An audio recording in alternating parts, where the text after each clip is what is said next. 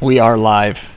Welcome to Ticker HQ, Max and Kate in the studio. Welcome, everybody. You might hear some background noise here. We've got one of our athletes and coaches working out in the back, so sorry about that noise, but we thought it'd be kind of fun to be able to have some action. Action in podcasting. Yeah. All right, Kate, so what are we talking about today?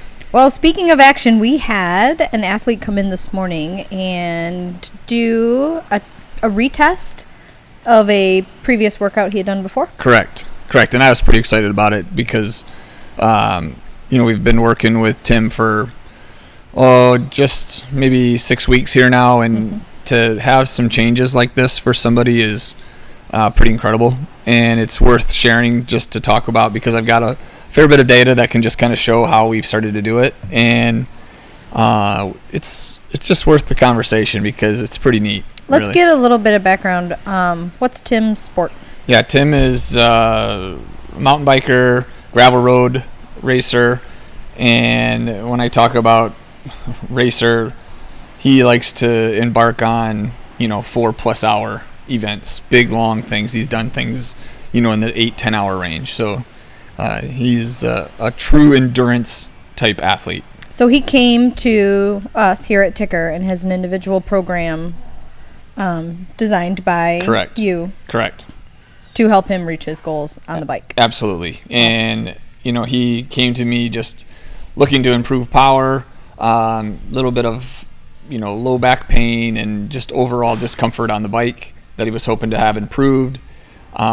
He spent some fair bit of time talking about how he has to consume a fair bit of food when he's on the bike, just because he utilizes a lot of sugar. And just through testing, I can really have a pretty good insight to why he was doing that. So we're trying to help, improve his ability to pull fat, and all while improving his ability to generate force and power on the bike. So we've utilized the Pinoe to help us with this. We've utilized heart rate data. We've done a lot of testing with the Be Cool system, which is just, an indoor trainer that measures power output, cadence, heart rate, and how that all relates to everything. Awesome. Okay, so what was the test that he did initially? Are we going to talk about his first test first? Yeah, well, I want to talk about his very first thing he did with us, which was, you can see it here on this left-hand side of the computer here. This is his first on-ramp test. This is what we put pretty much all of our athletes through here at Ticker Training, and this is whether you're a cyclist or a CrossFitter or a triathlete or a roller derby athlete, you will spend some time doing this ramp test. And we've talked about this at length before, but this is just a test that we increase the amount of power that they have to produce, which will increase the strain, which will increase their heart rate, and we just want to see what happens during that time. So during that first initial test here, I could see here he starts to pull a lot of sugar at around 120 beats, 115 beats. So early on, his training was focused on that 115 heart rate to be able to improve his ability to pull fat. And I kind of have another test here that this was done back in, let's see. Before we go too much farther, when you're saying pulling sugar versus pulling fat, when you're pulling fat, you are utilizing oxygen. Correct. So that means in that ramp-up test, in the very beginning where you saw that yellow, that's where he was breathing the most efficiently. Correct. Probably felt really easy. It was the beginning of the test. He was biking really, not a very fast pace. Right. So about 100 beats for his heart rate, all the way up to about 115 for him, 112. Probably easily moving air. And then as the intensity of that test went up and his body started feeling that intensity, it started giving him carbohydrates to burn. Right. So that he was breathing out more carbon dioxide than he was breathing in oxygen. You've got it. Which is really important on the bike because you want to be breathing easily while you're trying to go fast. Great point, Kate. So that the whole point of this talk was to kind of show the difference between, was how we've helped him be able to produce more power with less stress and strain. So you're starting to give, our listeners some insight into, the measurement of that, which is RER, right? So you touched briefly on it there, oxygen in relationship to CO2 out, right? So the more O2 you could bring in with the less amount of CO2 being exhaled, that would be considered less metabolic stress. Right. Right. And numbers that we like to try to train at or teach people is around 0.80 or less if they can. If we can get them to that, we know they're having very little metabolic stress. Right. They're efficient. They're very, very efficient. And the amount of stress, strain, recovery, inflammation is greatly improved. Your body views that as sustainable effort. Correct. Okay. So I'm going to kind of get into this next test that I took the data from his initial test here, and I said, okay, Tim, I want you to spend 45 minutes on the bike, and I don't want you to worry about your watts. Your watts will be what they are. I want you to sit at, an RER of around 0.0 or 0.80. And he did that, and that left him at a heart rate of about 112 beats. And you can see here in the green, that was about 150 watts for that entire test, okay? During that 45 minutes, we're just going to quickly show this as well. During that 45 minutes, you can see his average RER mean was 0.84, which was really not very stressful, quite good. His average power output, again, was 150. Okay, so this was today. And this first test was the 14th of October. And then today, I'm just going to pull that same kind of graph up here real quick. And you can see here his RER mean was just 1 beat or 0.01 higher, but his average power output on this day was 200 watts, which is an incredible amount of change and difference, right? You can see how these two things, so if we look at this graph here in comparison, so on the left is his first, on the right is today. You can see he's pulling very, very similar amounts of fat and carbohydrates. That's represented by his RERs. So his RERs are very, very similar in these two tests. The green line is his power output. And you can see here as I go along this green line, he's around 150 watts. On today's test, you can see here that he just sits at 190 to 200 watts the entire time. All at the same pretty much exact RER number. So metabolic stress and strain. And you can see that right above there too, how much, if we're going to look at just easy to stare at metrics, how much more blue is off the ground on that middle chart. Yeah. Meaning that's carbohydrates, that's carbon dioxide breathed out. Right. Versus, and then second one where that red, that oxygen in, is so much higher. So you can just tell it was a less stress test as he was breathing that much easier, moving that much more air. And we can kind of show that represented, and that's a cool thing about Panoe here. We can give some really cool metrics here to look at. We can take this off. We can just go RER, heart rate, in power. There's watts here. And then we can do the same thing.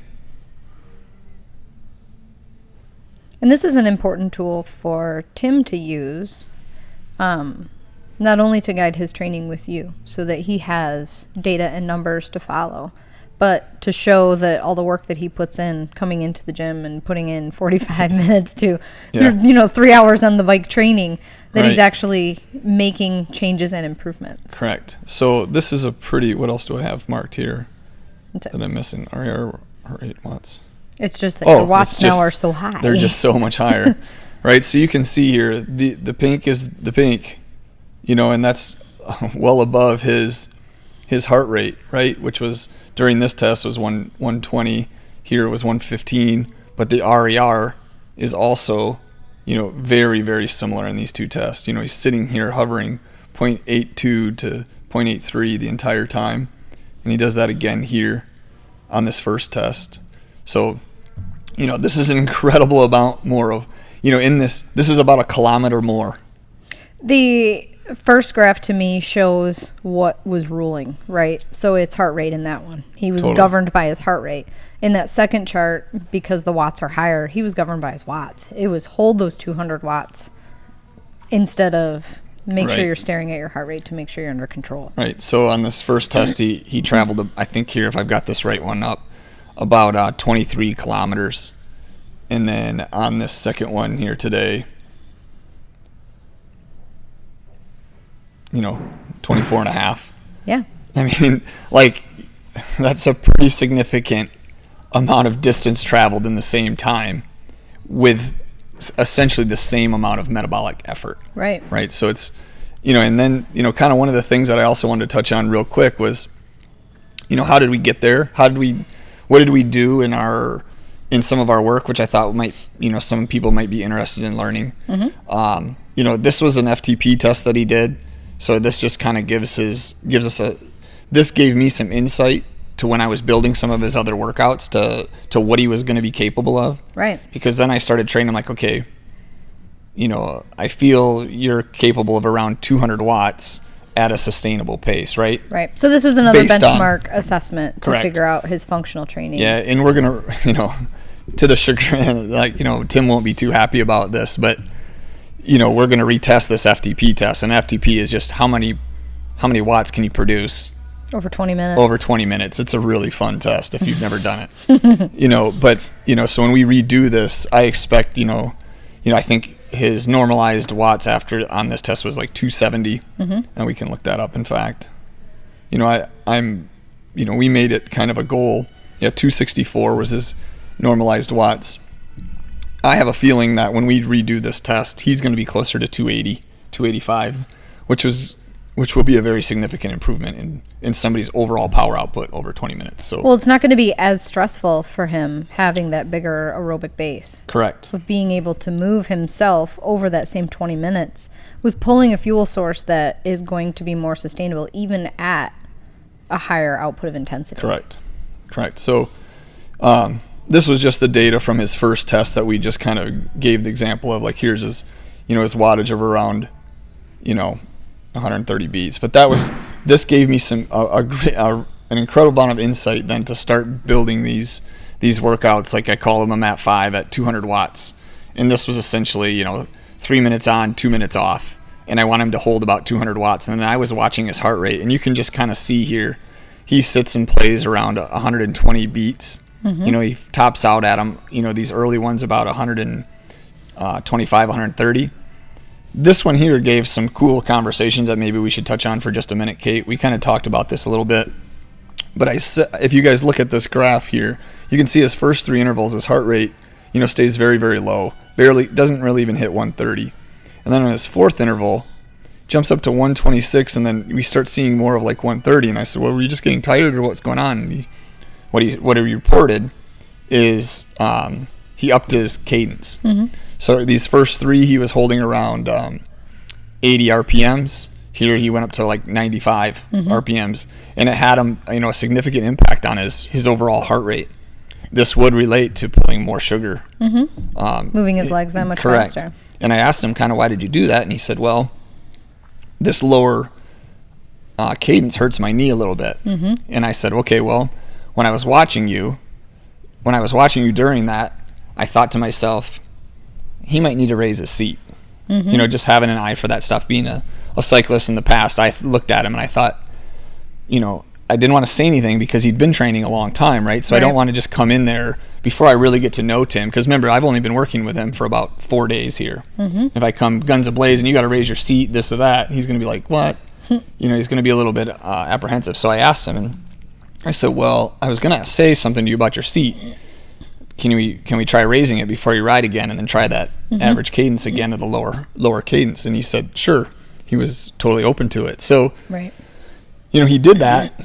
Knee pain went away, and he's been able to do all these rest of these workouts at that lower cadence, which, from what I'm finding with Tim, is his body likes a little bit better. Which is an interesting, and being able to see the stress on his body. We can see totally. That through that was stressful because it wasn't as maintainable on that heart rate for all of those Correct. sets. All of a sudden it went up. Correct. Especially when we start getting into these later sessions here.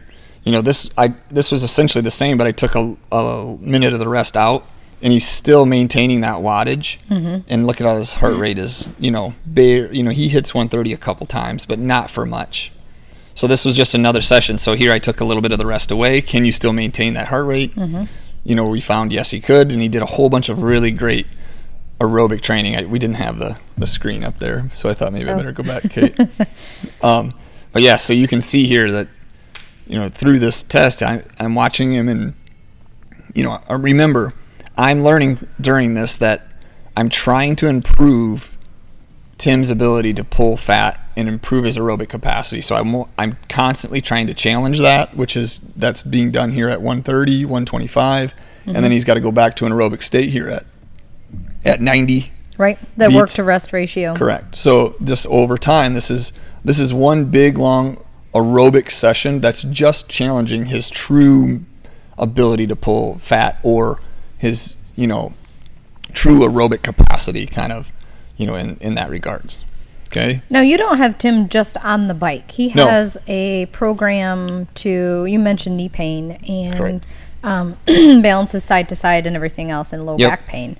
And all of those imbalances come out when we do our assessments. Correct. And then he's training absolutely of that. Yep. And a lot of, we'll kind of get into some of what, we'll briefly show what, a week of Tim's training looks like, other than the bike stuff here. But we need to improve his, his posture, his core, his shoulder mobility, upper back strength, both pushing and pulling. So all of those things he's reported are helping his, he's sleeping better. He used to be woken up from, getting his backache. So those are all positive things from even just a lifestyle. Well, that's all stress on his system. I mean, lifestyle stress is a real thing. So totally, he comes in and he is having stress in his life, on his body.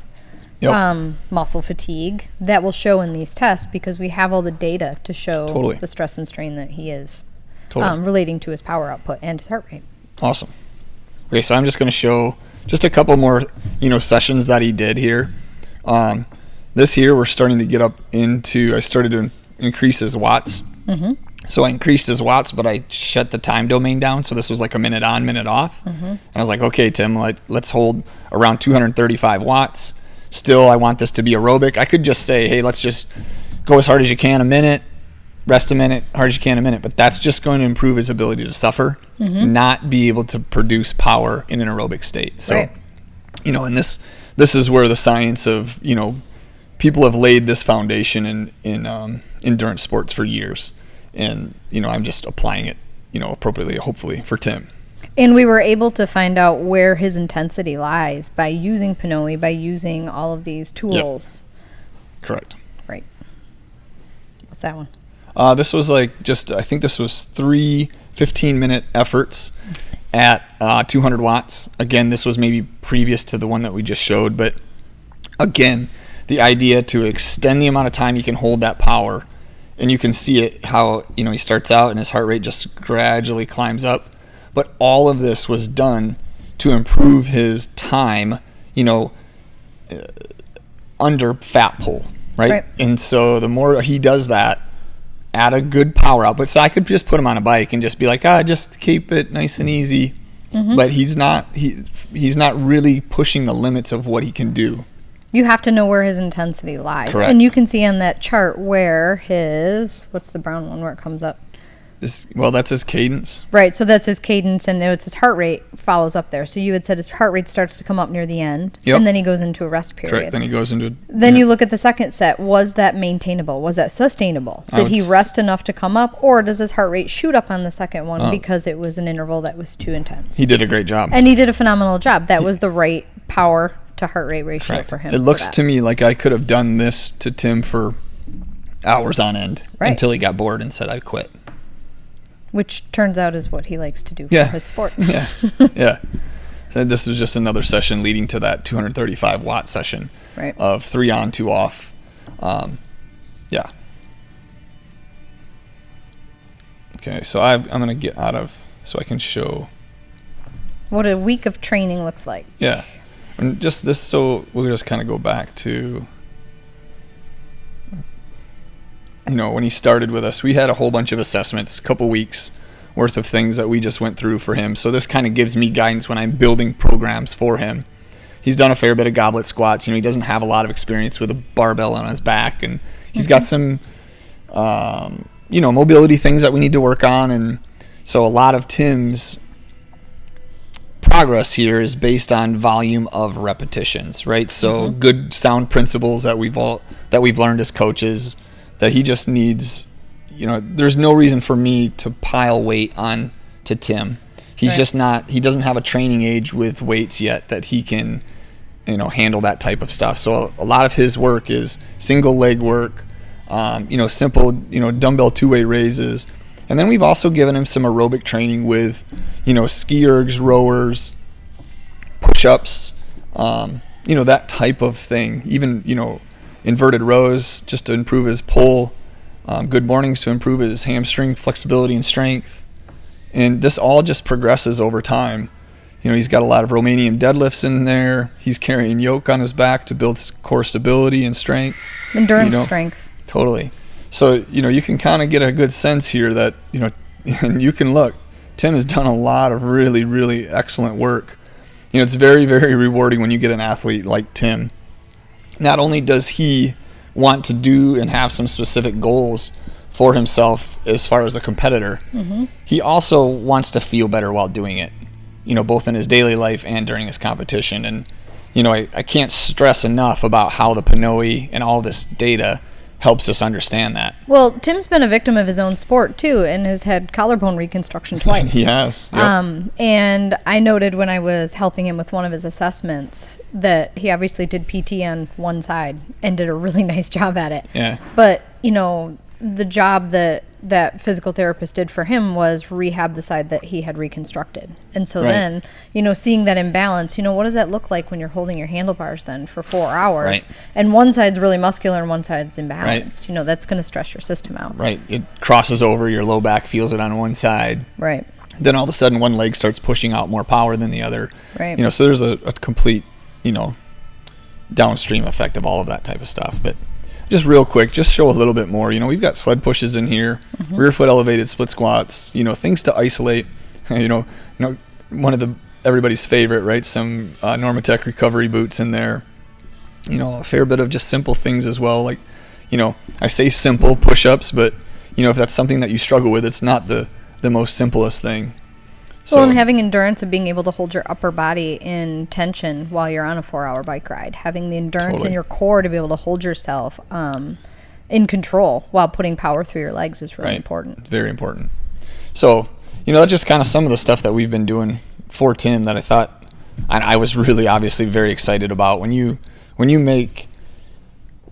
give somebody the improvement of, almost 50 watts over a 45-minute period, at the exact same metabolic stress and strain, like I can feel confident, coaching Tim that, and hopefully he feels as confident that, as I do, that we haven't done any real performance tests yet on him, but his understanding of what's going on internally for him, as far as metabolically, like he knows now, like that little bit of burn, probably not sustainable. I need to train so that little bit of burn doesn't come on so easy. Right. And motivating, Totally. Seeing results like that, seeing that all the hard work he's put in a lot of hard work. It's an awesome point. To have that, and then what does that turn on? What does that motivation look like? Right. Does that look like, wow, maybe if I, change my diet a little bit more to change, to support something, I don't know. I mean, just start manipulating all different aspects. I could go to bed a half an hour earlier at night, would that help me make it through that 2-hour bike ride that I'm going to do on Saturday or something? Because all of that does have an effect, and it's a great thing to talk about, Kate, because I think, my excitement for what Tim had just done might have, like that's a phenomenal thing for somebody to do in 6 weeks, and to share that with Tim, it's like I didn't have to do all the work and I still got to be a part of it, so that was super fun for me as a coach. And then for him to know that you have that much support, you're as invested as he is. Yeah, I mean, in his success, and you're going to support him through. To just, it's just kind of fun to be able to hang out with Tim while he's figuring this stuff out with me, and then to see progress like that. From a coach, it's really motivating, but then also from an athlete standpoint, he'll be here tomorrow. Yep. You know what I mean? Like, if he knows the work that he's putting in is having these positive effects, keep in mind, Tim isn't new to riding his bike. No. He's been riding, he's done 8-10 hour bike races and rides. Right. So to have these improvements and to know, like, oh, there's more in me. Yeah. is super, super fun. And then not only that, he's sleeping better and feeling better. So, well, we were sitting together while he was in the recovery boots after his ride, Yeah. and he was showing me all the bike parts he's going to buy now. To get ready. Now that he's going to be able to because he bike does have more. a race that he's doing in February. I don't He know does. if he's, taking it uber serious, but it's a 30-mile fat bike ride in the snow, potentially up in Right. the Upper Peninsula, which.